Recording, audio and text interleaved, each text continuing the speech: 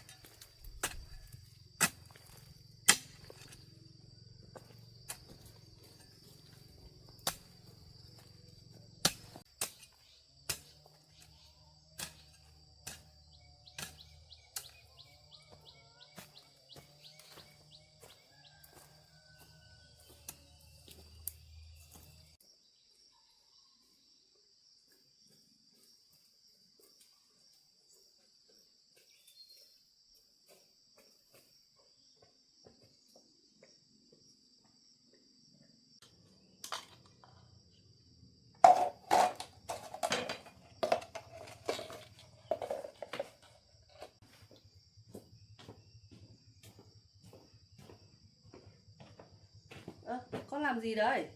À, nãy con giặt quần áo xong, con thấy còn thời gian rảnh. Thế là con thấy cái chai vứt ở ngoài kia.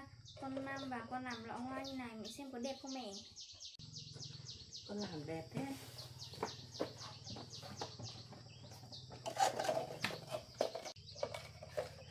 Con gái mẹ khéo tay thế.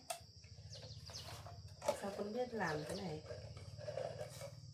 À, cái này hôm trước con đi học ấy, con qua nhà bạn con thấy nhà bạn con có nên là con cũng làm để trang trí nhà cho đẹp thôi mẹ. Đi làm về có mệt không để con giúp giúp cho mẹ? Mẹ đi làm thì cũng mệt, nhưng mà về thấy con làm như này mẹ quên hết mệt à?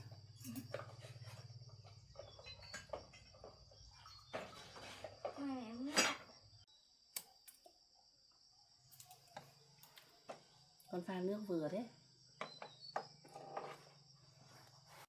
Mẹ dọn xong rồi, mẹ cuông bố xong rồi, bây giờ mẹ về mẹ lấy giống cây, giống bí đi trồng. Hay là bây giờ con đi hộ mẹ chồng nhá. Thôi, con có thời gian rỗi thì con cứ làm lọ hoa đi. Mà nếu mà con làm xong rồi thì con lại lấy bài ra con học ấy. Thôi bà đã làm xong rồi mà, cho con đi cùng mẹ với. Không cần đâu con ạ. Mẹ làm một lát là được rồi. Con cứ ở nhà con làm việc của con đi.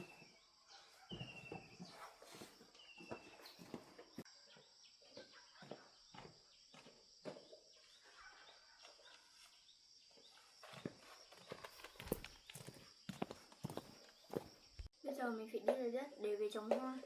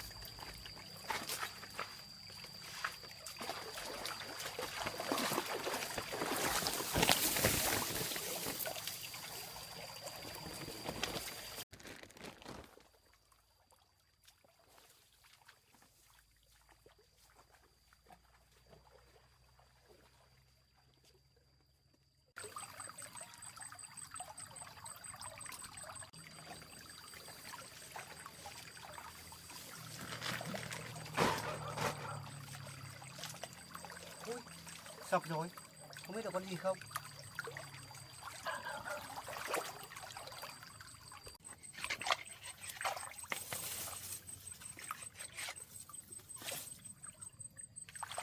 Ui, cá to quá. Ui dồi.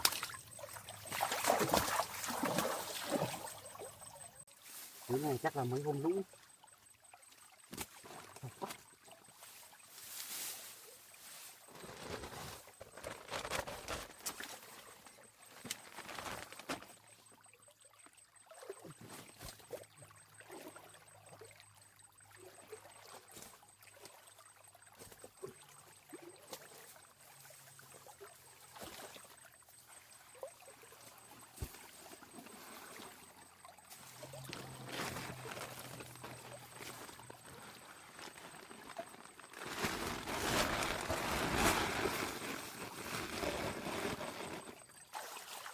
Đánh lại không được.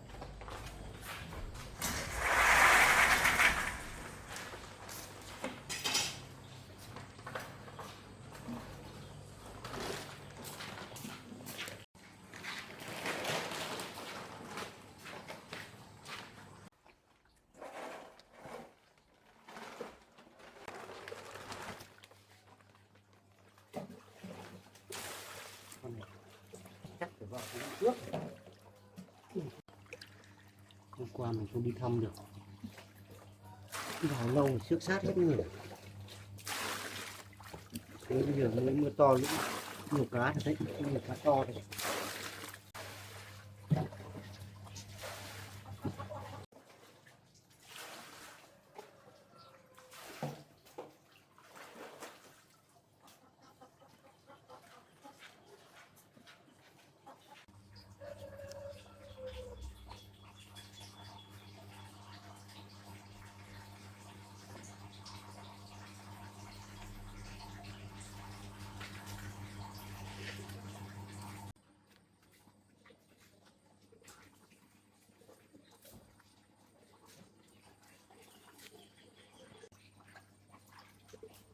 Cá nó to quá này, ăn cái này hết.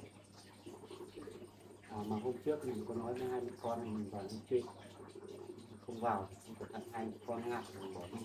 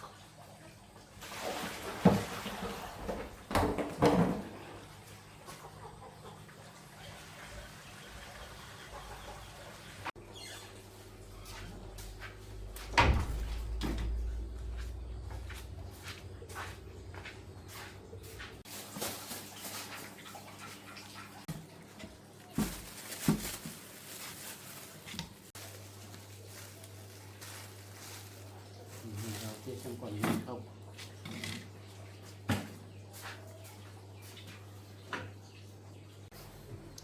Còn đây đâu, mua về một mình có ăn được đâu, chán chả có ăn. Thôi mang vào cho cháu Quỳnh.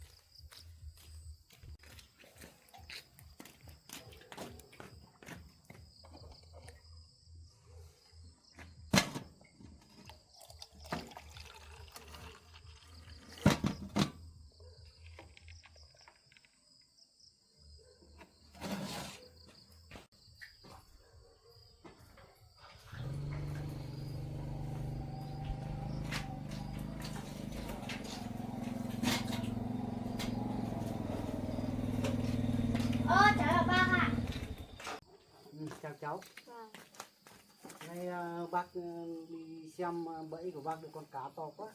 Thì là bác mang ít đồ ở đây cho hai con cháu. Thế mẹ cháu đi đâu rồi? Mẹ cháu đang trồng cây trên kia bác ạ. Thế cháu đi Ôi vào sao nhà đi. bác mang nhiều đồ thế bác không để ở nhà bác ăn đi. Nhà bác con đi có mà bác mình ăn thấy bao nhiêu lắm. Đây có một chút đồ thôi mà. Ôi nhiều như thế này thì tối nay cháu nấu cơm, bác ở đây ăn cơm với mẹ con cháu nhá. Có tiện lắm không?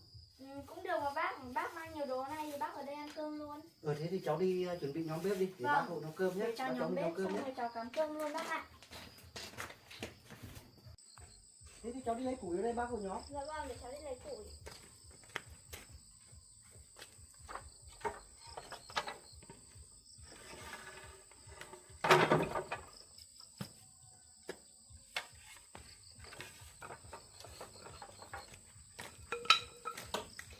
Bẩn ở đâu? Cháu đi lấy bẩn ở cho bác đi. Đây ạ. Không biết.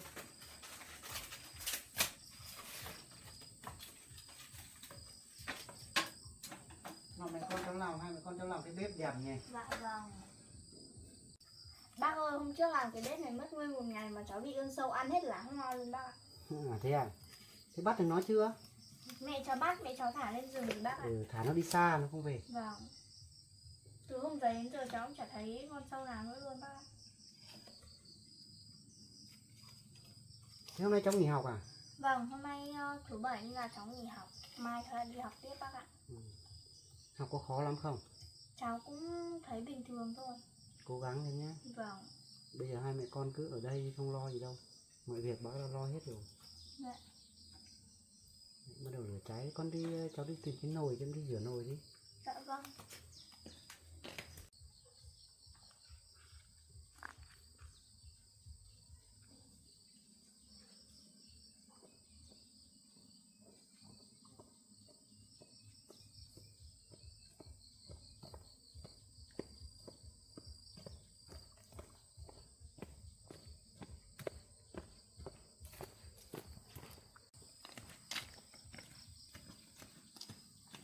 Chào mẹ. Con nấu cơm à? Dạ vâng.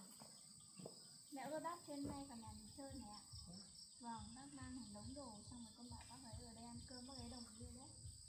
Mẹ vào xem bác ấy đang nhóm bếp rồi nè.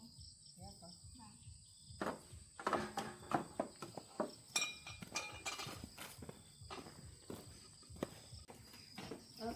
Em chào anh vừa vào à? Chào cô vừa đi làm về à? Tôi mới vừa đến đây. Thì lúc nãy có ít đồ mang vào thì cháu bảo nấu cơm ăn cùng cháu. Nên là cháu đi rửa nồi, tôi đang nhóm bếp. Cô đi cất đồ đi.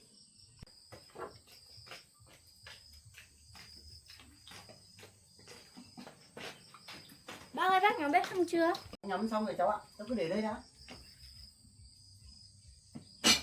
Rồi. Nhóm bếp xong. Cái này chưa có ống khói.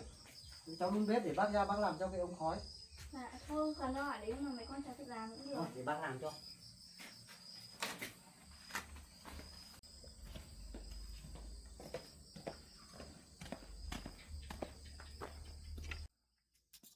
Anh làm gì đấy à? Tôi thấy cái bếp nó chưa có ống khói, tôi làm giúp cô cái ống khói. Anh cứ để đấy hôm nào mình không tôi làm cũng được. Thôi tiện đây tôi làm cho cô đi rửa chân tay đi xong vào hộ Quỳnh nấu cơm.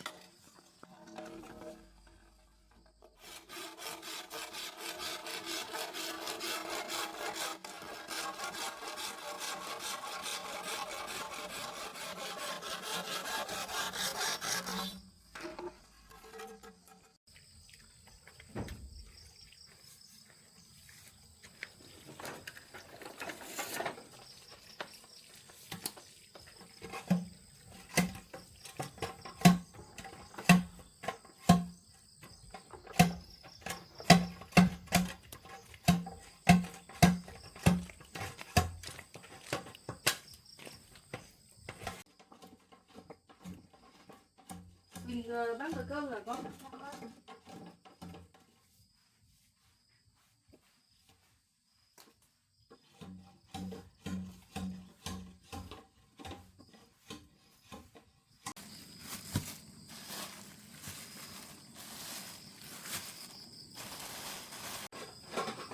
sao anh mang nhiều đồ thế? Có cái gì đâu. Thế hôm trước tôi mua rồi nhưng mà một mình có ăn được đâu mà. Chán chả buồn ăn, hôm nay bà tiện vào đây cầm vào cho cháu Quỳnh. Thôi cô cứ chuẩn bị nấu đi. Tôi làm xong cái khói rồi.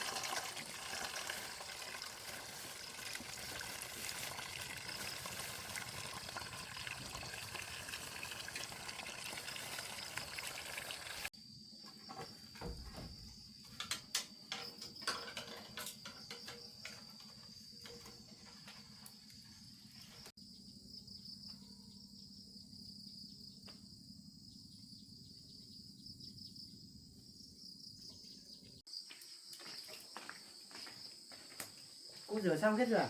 Vâng ạ. Anh đi vào uống nước đi để em làm ạ. Được rồi, thế tí nữa để tôi giúp. Tôi cất cái cưa đã. Vâng. Ôi bác vào ngồi uống nước cho bác ạ. Để cháu bật điện lên. Con rót nước cho bác uống con ơi. Dạ vâng ạ.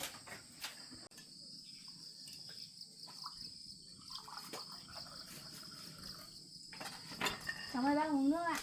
Bác xin, bác cảm ơn. Hôm nay bác ở đây lại vất vả cho mẹ con cháu rồi. Không sao đâu bác ạ. Bác mang cũng nhiều đồ thì bác ở đây ăn cơm mẹ con cháu luôn cho vui bác ạ. Được rồi.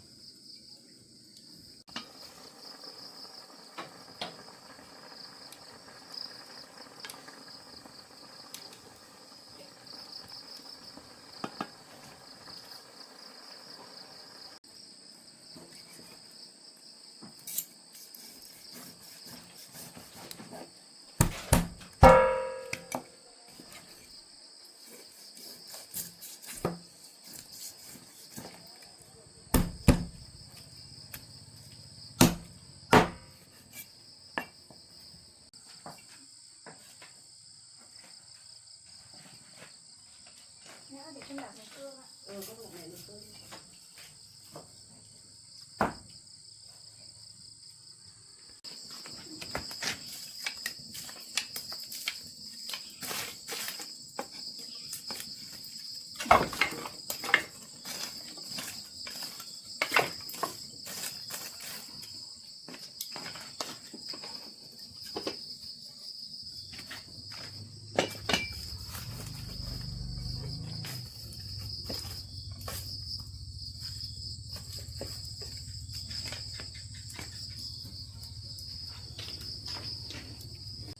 Mẹ ơi, con làm xong rồi để con đi gột đu đủ mẹ ạ. Thế con vô hộ mẹ đi. Thế cái này làm cái gì được để tôi giúp? Cái này thì chiên anh ạ. À, thế Mà chiên. anh cứ ngồi xe uống nước đi ạ. Thôi để tôi giúp một cái bác. Thế bây giờ chiên tôi đi bắc chảo nhé. Cô chuẩn bị đồ nhé.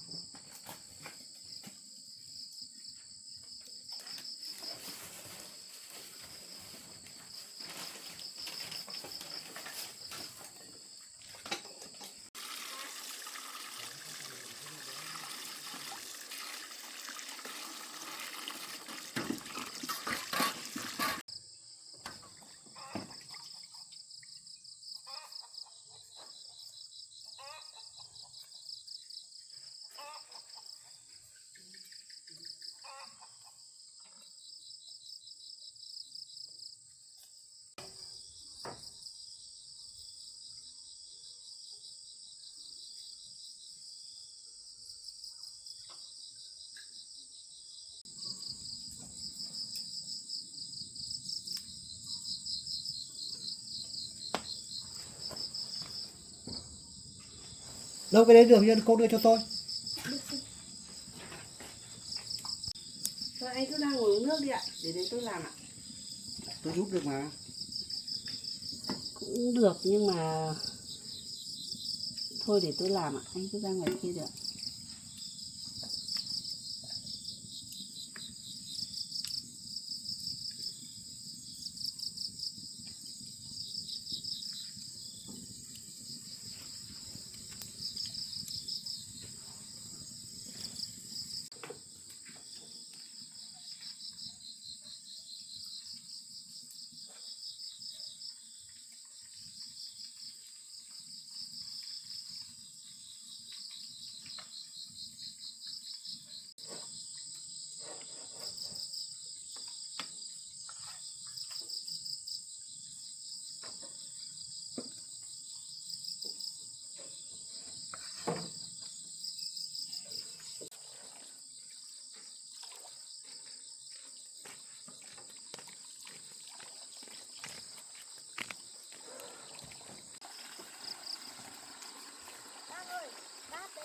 Vâng đưa cho bác.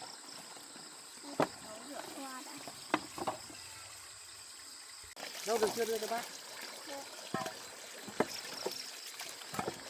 Thôi để bác làm cho. Thế để cháu làm cho bác vào nhà uống nước đi. Bác được làm nên bác mới vui.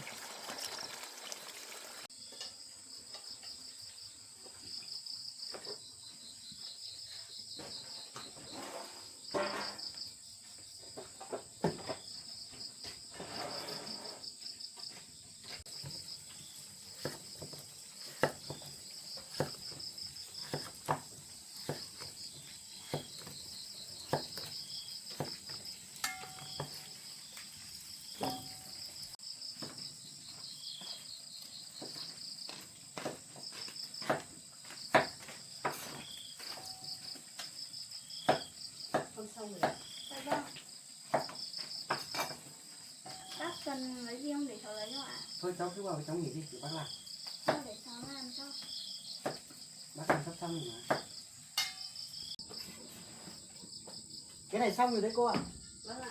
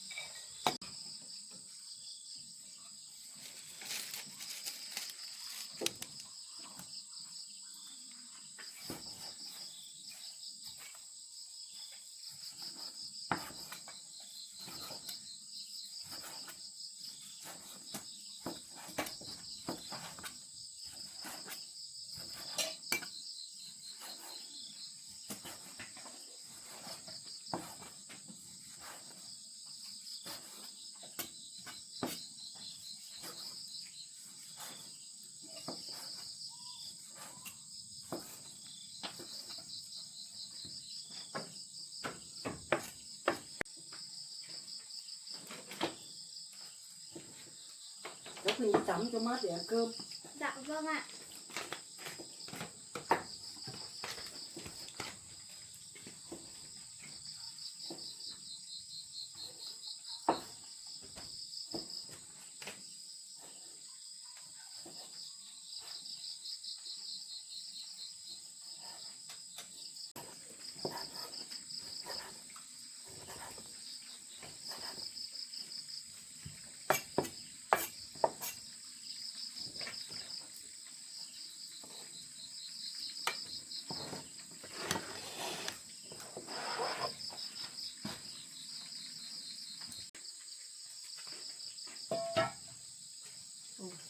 Tay này kéo tay chứ.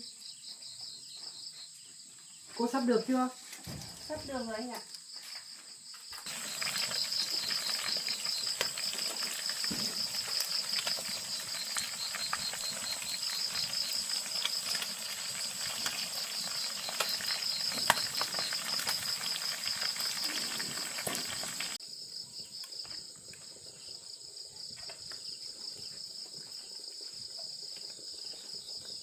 Của cô được chưa? Cái này sôi đấy, chắc chín rồi đấy. Được rồi anh ạ. Để tôi xem cái này chín không.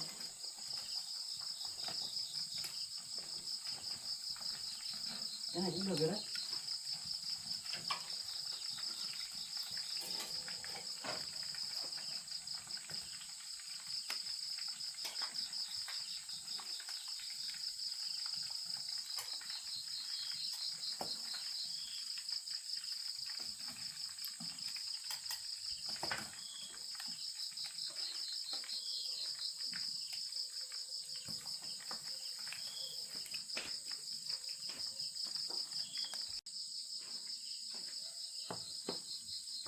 Thế bây giờ cô đi rán tôm nhé, để tôi rang thịt.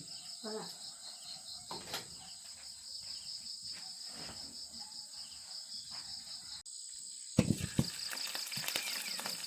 Anh cứ ngồi uống nước đi ạ, để đấy tí nữa tôi làm một tí là được mà. Không thì tôi làm đỡ cô một tí. Lâu lắm tôi cũng không được nấu nhiều món như này rồi.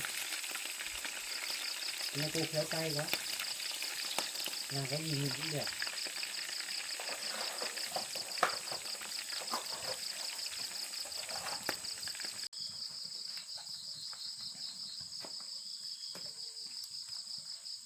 Cái này ở nhà tôi cũng làm suốt mà. Bây giờ một mình lắm lúc cũng chẳng buồn nấu ấy.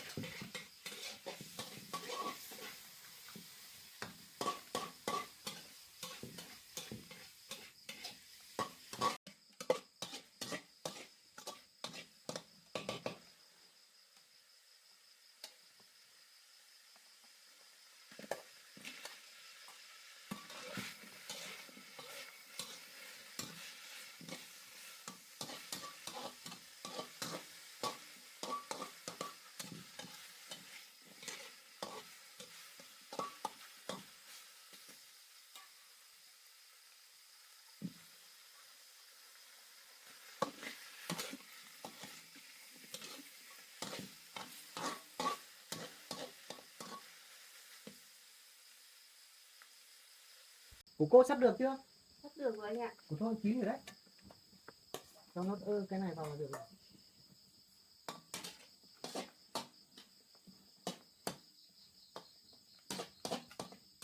Anh kéo tay ở cái làm nhiều thứ.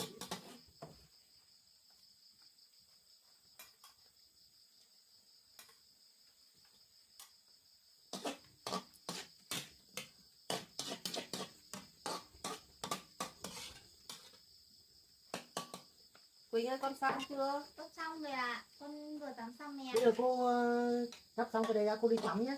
Tôi làm cho. Tôi tắm rồi để ăn cơm.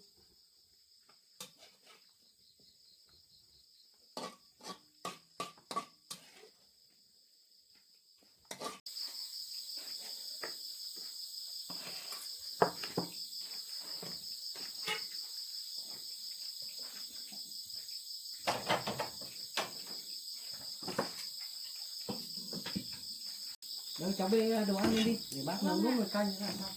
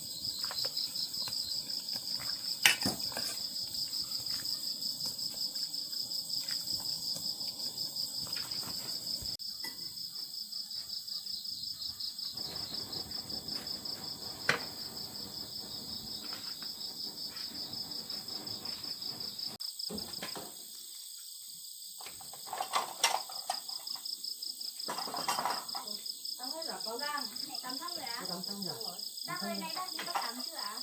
Bác tắm rồi, bác tắm ở nhà xong bác mới đi. Anh ngồi đi để tôi múc cơm.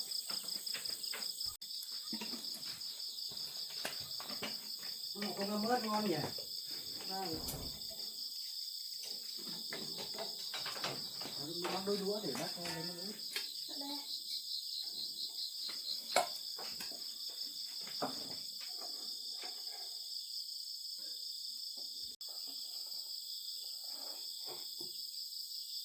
Ớt thơm thật đấy.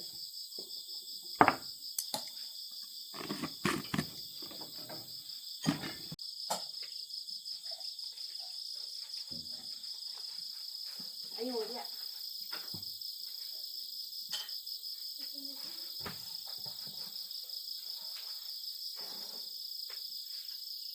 Cho bác mẹ lấy cơm nào. Vâng.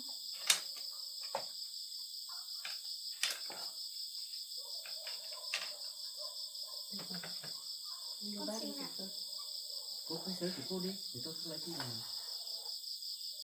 Cũng lâu lắm rồi, tôi không được ăn bữa cơm nó đông đủ như này.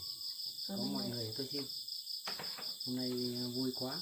Thế thì cứ lâu lâu bác lại vào đây ăn cơm mẹ con cháu một bữa bác nhá. Được rồi, lúc nào rảnh bác lại vào. Mà hôm nay tôi vào đây cũng có chuyện nói với hai mẹ con. Cái chuyện hôm trước ấy, cô mang tiền ra để hỗ trợ tôi ấy. Chuyện đấy không cần đâu. Bây giờ hai mẹ con cứ yên tâm ở đây. Thì cái mảnh đất này tôi đã tặng cho cô rồi, sổ tôi đã mang ra công an rồi. Chỉ có mấy hôm nữa thôi thì người ta sẽ gọi ra, người ta làm chính tên chính chủ đất của hai mẹ con. Còn bây giờ mình không đi đâu nữa. Còn cháu Quỳnh cố gắng học giỏi nhé. Dạ Mai vâng. sau có gì thì giúp đỡ bác với. Dạ vâng.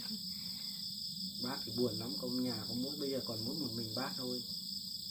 Cũng có mua cái gì về đôi khi muốn ăn cũng chẳng buồn ăn, chẳng buồn nấu ấy. Thôi bác cố lên bác ạ, ăn uống đầy đủ vào bác nhé.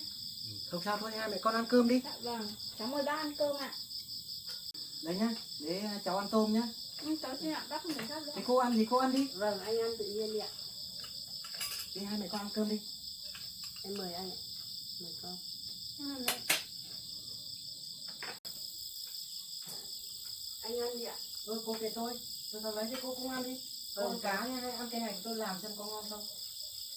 Đây cô ăn đi. Thì cháu ăn đi nhá. Dạ vâng, bác ăn đi ạ.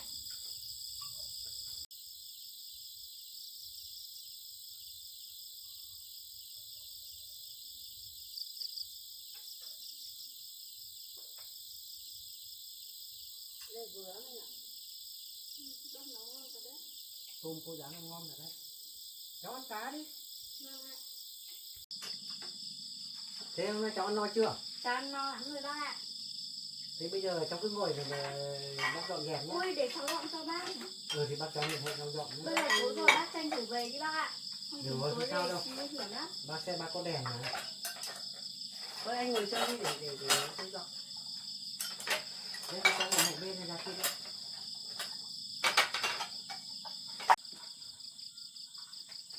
Đi đâu? Cháu đi được không? Cháu đi được mà. Cháu đi cẩn thận nhé. Vâng.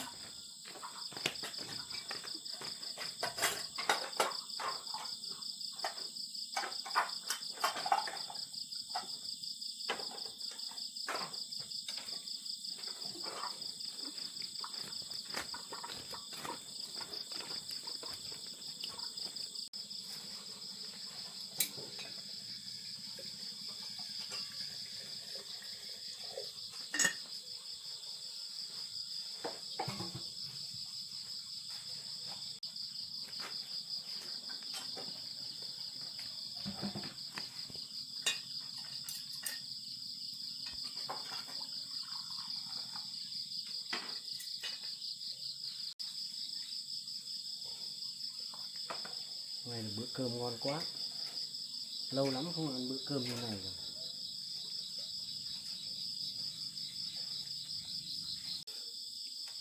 Bé Quỳnh chăm chỉ quá. Từ lúc về vào đây nấu cơm cũng luôn chân luôn tay, giúp đỡ suốt. Ước gì mình có một đứa con gái như thế thì cả vui cửa vui nhà. Như cháu Quỳnh là con của mình thì tốt quá. Mình bây giờ ở một mình buồn quá.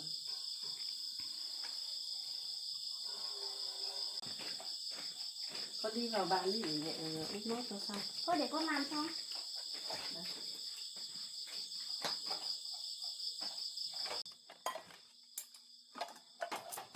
Đây con úp khéo nhé.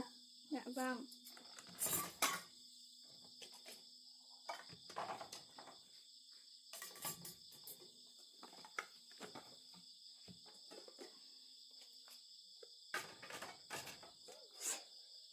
Xong chưa con?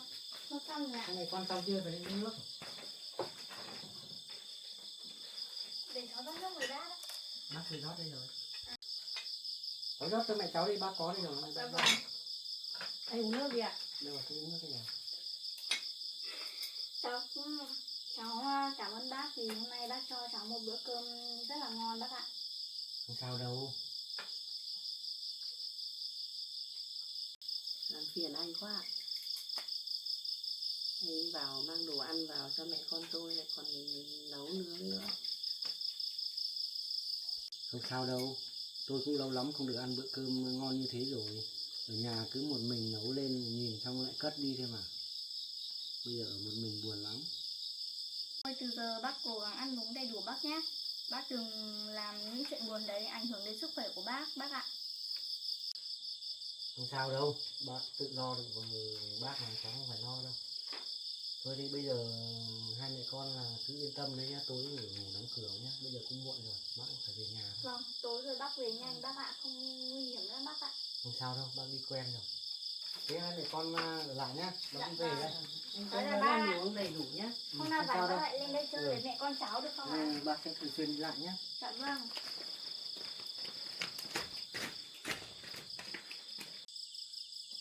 Hai mẹ con lại nhá, bác về nhá. Vâng, thế là bác. Anh về ạ? Hôm nay cháu đi học về cháu rảnh cháu vẫn xuống nhà bác chơi bác nhá. Hôm nào đi học phải có thời gian rồi dễ vào nhà bác chơi nhá. Dạ vâng, cháu chào bác. Bác về cẩn thận bác ạ. Bác về đây.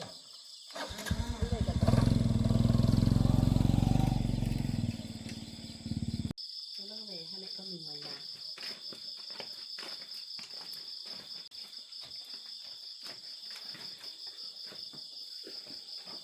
Mẹ ơi, bác ấy tốt ở đây. Tối như này còn ăn cơm mẹ con mình. Đi đường xuống cũng sợ nguy hiểm mẹ ạ.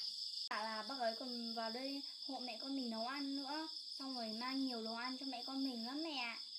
Bác ấy thật là tốt bụng quá. Bác ấy cũng khéo tay.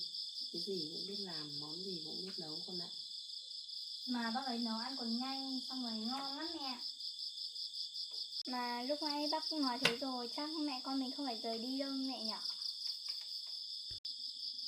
Mà thế thì bác ấy đã nói thế rồi thì giờ mẹ con mình cố gắng con ạ. Để con cũng cố gắng học hành để đỡ phụ lòng bác ấy. Rồi sau này mẹ con mình có điều kiện thì mẹ con mình sẽ xuống giúp đỡ bác ấy công việc con ạ. Vâng mẹ ạ, con sẽ cố gắng học hành chăm chỉ thật tốt để đỡ phụ lòng bác ấy. Và mẹ, cảm ơn mẹ đã cho con đi học. Và nếu mà sau này mẹ con mình khá giả hơn một chút thì có thể giúp đỡ bác ấy nhiều hơn mẹ ạ.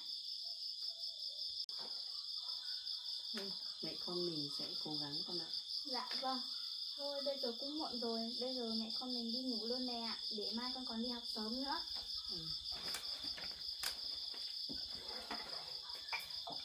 Để mẹ dọn chỗ này một chút nhé, xong là mẹ con mình đi ngủ. Thôi để con dọn cùng mẹ đi ngủ cùng nhau luôn mẹ ạ.